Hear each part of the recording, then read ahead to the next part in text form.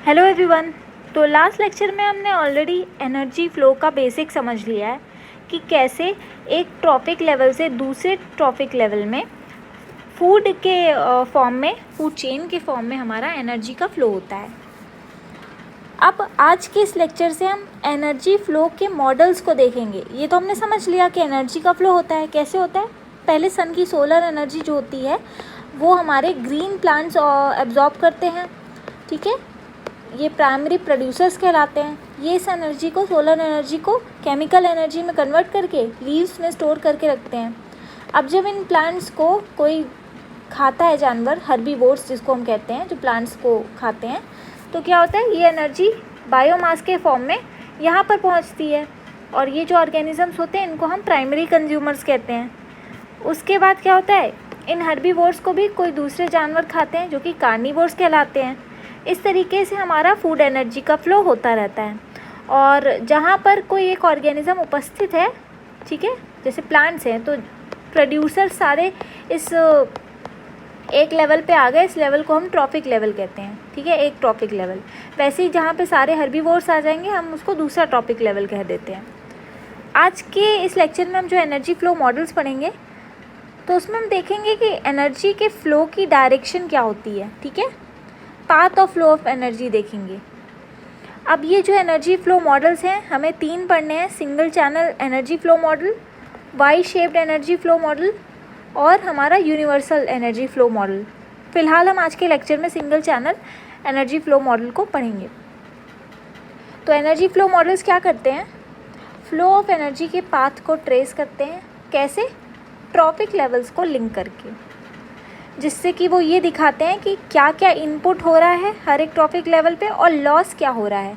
Loss energy भी तो होती है, तो हर एक ट्रॉपिक लेवल पे कितना लॉस हो रहा है एनर्जी का, क्या इनपुट हो रहा है, इन सबको लिंक करके दिखाने के बाद हम दिखाते हैं कि फ़्लो ऑफ एनर्जी किस डायरेक्शन में हो रही है। ऐसा पहला जो मॉडल था वो प्रिपेयर किया था लिंडमैन ने 1942 में, ठीक है। सबसे पहला मॉडल इन्होंने दिया था। इन्होंने ये एज्यूम किया था कि प्लांट्स और एनिमल्स जो होते हैं उनको ट्रॉपिक लेवल्स में हम अरेंज कर सकते हैं और इनके ऊपर थर्मोडायनामिक्स के जो लॉ होते हैं वो लागू होते हैं, ठीक है। तो इन्होंने सबसे पहला मॉडल दिया था। उसके बाद इसका मॉडिफिकेशन कर करके बाकी मॉडल्स आए। तो उसके बाद single channel energy flow model आता है हमारा। अब इसमें क्या है कि हम जानते हैं कि हमारे इकोसिस्टम में जो एनर्जी का फ़्लो होता है वो कैसे होता है, फूड चेन से, ठीक है। और यही एनर्जी का फ़्लो है जो कि इंटायर इकोसिस्टम को सस्टेन करके रखता है, ज़िंदा करके रखता है। वरना क्या होगा, अगर एनर्जी का फ़्लो ही नहीं होगा तो एनर्जी वहीं की वहीं रह जाएगी और आगे नहीं बढ़ पाएगी, तो इकोसिस्टम भी पूरा का पूरा ख़राब हो जाएगा, हमारा सिस्टम चल ही नहीं पाएगा। उसके बाद इस एनर्जी फ़्लो मॉडल में हम देखते हैं कि जो एनर्जी का फ़्लो है उसकी यूनी डायरेक्शनल होती है, यानी कि सिर्फ एक डायरेक्शन में होती है, वन वे होती है, ठीक है। वन वे मतलब एक ही तरफ से रास्ता है इस एनर्जी को जाने के लिए, दूसरी तरफ से नहीं है, इसीलिए इसको सिंगल चैनल फ्लो भी कहते हैं। अब हमने देखा है कि जो न्यूट्रिएंट साइकिल होती है ना, जैसे कार्बन साइकिल हो गई, नाइट्रोजन साइकिल हो गई, फॉस्फोरस सल्फर साइकिल, ये क्या होती है, एक साइक्लिक मैनर में मूव करती है। कार्बन जो होता है वो क्या होता है, जब डेड ऑर्गेनिजम्स मर जाते हैं तो फिर से वो मिट्टी में आ जाता है, फिर से प्लांट्स एब्जॉर्ब कर लेते हैं और दोबारा से ये साइकिल ऐसे चलती रहती है। ऐसा ही हमारे नाइट्रोजन, फॉस्फोरस और सल्फ़र के साथ भी होता है, ठीक है। बार बार साइक्लिक मैनर में ये मूव करते हैं और रीयूज्ड भी हो जाते हैं, ठीक है। प्रोड्यूसर्स रीयूज़ कर लेते हैं इनको फूड चेन से पास होने के बाद। लेकिन जो एनर्जी होती है ना वो रीयूज़ नहीं होती है फूड चेन में, ना ही वो साइक्लिक मैनर में फ़्लो करती है। एनर्जी सिर्फ और सिर्फ एक डायरेक्शन में फ़्लो करती है, सन से प्रोड्यूसर्स तक, प्रोड्यूसर से हर्बीवोर्स तक और हर्बीवोर्स से कार्निवोर्स तक। और आगे जितने भी टॉपिक लेवल, जितनी बड़ी फूड चेन रहेगी उतना ज़्यादा एनर्जी आगे की तरफ एक ही डायरेक्शन में फ़्लो करती जाएगी। तो इस यूनी डायरेक्शनल जो फ़्लो है हमारा एनर्जी का, इस कारण अगर हमारा जो प्राइमरी सोर्स है एनर्जी का यानी कि सन, अगर उसको हम कट ऑफ कर देंगे तो सारा सिस्टम ही कोलैप्स कर जाएगा, क्योंकि एक ही तरफ से एनर्जी आ रही है, कई स्रोत नहीं है, ठीक है। तो अगर हम प्राइमरी जो एनर्जी हमारा सोर्स है उसको अगर हम हटा देंगे तो पूरा सिस्टम कोलैप्स कर जाएगा। अब इस सारे डिस्कशन से हमें दो बातें क्लियर होती हैं। पहला क्या कि एनर्जी का जो फ्लो है वो एक तो यूनी डायरेक्शनल है और नॉन साइक्लिक है। इससे क्या मतलब होता है, ग्रीन प्लांट जो होते हैं वो सन से एनर्जी लेते हैं और उस एनर्जी को केमिकल एनर्जी में ट्रांसफॉर्म कर देते हैं with the help of process of photosynthesis. Photosynthesis से सोलर एनर्जी हमारी केमिकल एनर्जी में कन्वर्ट हो जाती है। अब ये जो केमिकल एनर्जी है ये प्लांट के टिश्यूज़ में स्टोर्ड रहती है और हीट एनर्जी में कन्वर्ट हो जाती है जब मेटाबॉलिक एक्टिविटीज़ हो रही होती हैं। ठीक है, कुछ एनर्जी प्लांट की अपनी मेटाबॉलिक एक्टिविटीज़ होंगी उसमें यूज्ड हो जाती है हीट एनर्जी के फॉर्म में। बाकी जो बचा, जो प्लांट के बायोमास के फॉर्म में एनर्जी बची, वो नेक्स्ट टॉपिक लेवल में पास होती है फूड चेन के द्वारा। तो जो कैप्चर्ड सोलर एनर्जी होती है, यानी कि जो सोलर एनर्जी को कैप्चर किया ग्रीन प्लांट ने, वो कभी भी सन के पास दोबारा वापस नहीं जाती। फॉर्म चेंज कर लेती है लेकिन वापस सोलर एनर्जी बनके सन के पास नहीं जाती। दूसरी बात ये क्लियर हो रही है कि हर एक टॉपिक लेवल पे एक प्रोग्रेसिव डिक्रीज़ होता है एनर्जी का हीट के फॉर्म में। जैसा कि हमने देखा कि सन की सोलर एनर्जी को प्लांट्स ने जो है वो एब्जॉर्ब किया। अब इस एनर्जी का कुछ पोर्शन क्या हुआ, वो हीट के फॉर्म में लॉस्ट हो गया और बाकी का पोर्शन आगे पास डाउन हुआ।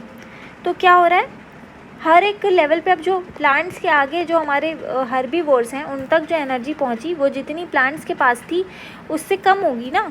तो ऐसे ही हर एक टॉपिक लेवल पे एनर्जी जो होती है वो कम होती जाती है और साथ ही साथ कुछ एनर्जी यूज़ भी होती है। कुछ तो हीट के फॉर्म में ऐसे ही ख़त्म हो जाती है और कुछ यूटिलाइज़ कर लेते हैं वो ऑर्गेनिज़म, और जो बचता है वही आगे पास होता है। उसके बाद ये जानना में ज़रूरी है कि ये जो वन वे फ्लो हो रहा है एनर्जी का, इसको लॉ ऑफ थर्मोडायनामिक्स जो होते हैं वो गवर्न करते हैं। अब कौन कौन से लॉ हो गए? पहली बात तो ये कहते हैं थर्मोडायनामिक का लॉ कि energy can neither be created nor be destroyed but may be transformed from one form to another. यानी कि एनर्जी है उसका ना तो क्रिएशन हो सकता है ना ही वो उसको डिस्ट्रॉय कर सकते हैं, सिर्फ वो ट्रांसफॉर्म होती रहती है एक फॉर्म से दूसरे फॉर्म में। जैसे कि हमने यहाँ देखा solar energy heat and chemical energy में कन्वर्ट हुई, केमिकल एनर्जी फिर हमारा आगे ट्रांसफ़र हो रहा है एनर्जी फूड एनर्जी के फॉर्म में। ठीक है, तो इस तरीके से एनर्जी फॉर्म चेंज कर रही है, हीट एनर्जी में भी कन्वर्ट हो रही है, लेकिन कभी भी वो वापस नहीं जा रही। मतलब उसका क्रिएशन कोई नया नहीं हो रहा है, ना ही ये डिस्ट्रॉय कर रहे हैं, सिर्फ फॉर्म चेंज हो रही है। अब जैसे जो एनर्जी की कमी भी हुई ना, सन से प्लांट्स ने लिया एनर्जी और प्लांट से आगे की तरफ गई, अब ये अमाउंट एनर्जी का कम है, तो ऐसा नहीं है कि यहाँ पे एनर्जी ख़त्म हो गई, बल्कि हीट एनर्जी के फॉर्म में लॉस्ट हो गई है एटमॉस्फेयर में। दूसरा क्या है, during energy transfer there is degradation of energy from a concentrated form to dispersed form. यानी कि जब एनर्जी का ट्रांसफ़र हो रहा होता है तो एनर्जी का डिग्रेडेशन होता है कंसनट्रेटेड फॉर्म से डिस्पर्स्ड फॉर्म में।